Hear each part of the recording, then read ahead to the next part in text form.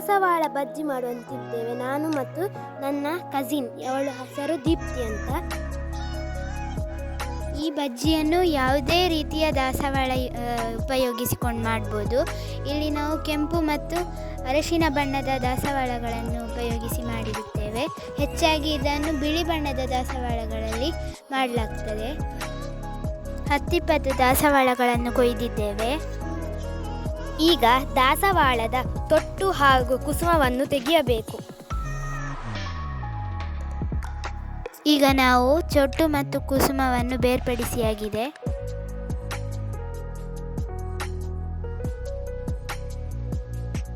ಈಗ ದಾಸವಾಳಗಳನ್ನು ಚೆನ್ನಾಗಿ ತೊಳೆಯೋಣ.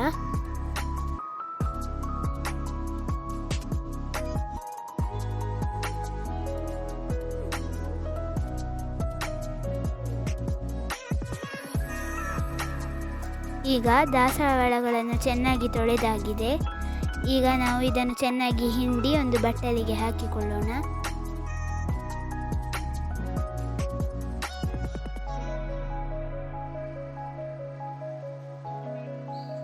ಈಗ ದಾಸವಾಳಗಳ ಎಸಳನ್ನು ಬೇರ್ಪಡಿಸಿಕೊಂಡು ಅದನ್ನು ಒಟ್ಟಾಗಿ ಇಟ್ಟು ಅದನ್ನು ಚಿಕ್ಕಕ್ಕೆ ಹೆಚ್ಚಿಕೊಳ್ಳೋಣ.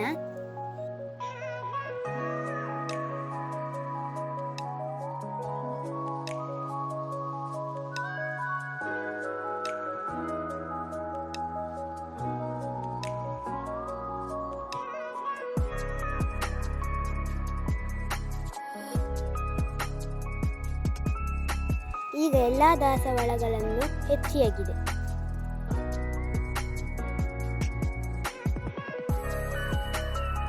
ಇದಾದ ನಂತರ ಒಂದು ಚಿಕ್ಕ ಗಾತ್ರದ ನೀರುಳ್ಳಿಯನ್ನು ಹೆಚ್ಚಿಕೊಳ್ಳೋಣ.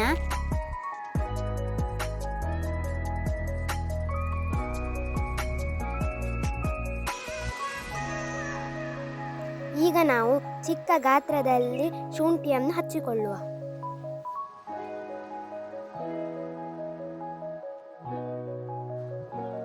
ಈಗ ಹಸಿಮೆಣಸಿನಕಾಯಿಯನ್ನು ಕೂಡ ಚಿಕ್ಕದಾಗಿ ಹೆಚ್ಚಿಕೊಳ್ಳುತ್ತಿದ್ದೇನೆ.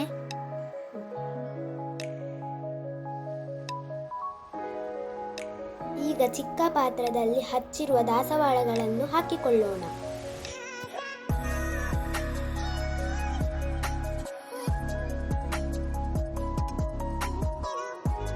ಈಗ ನಾವು ಹೆಚ್ಚಿಟ್ಟುಕೊಂಡಿರುವಂತಹ ಈರುಳ್ಳಿ, ಹಸಿಮೆಣಸಿನಕಾಯಿ ಮತ್ತು ಶುಂಠಿಯನ್ನು ಈ ಪಾತ್ರೆಗೆ ಸೇರಿಸಿಕೊಳ್ಳೋಣ.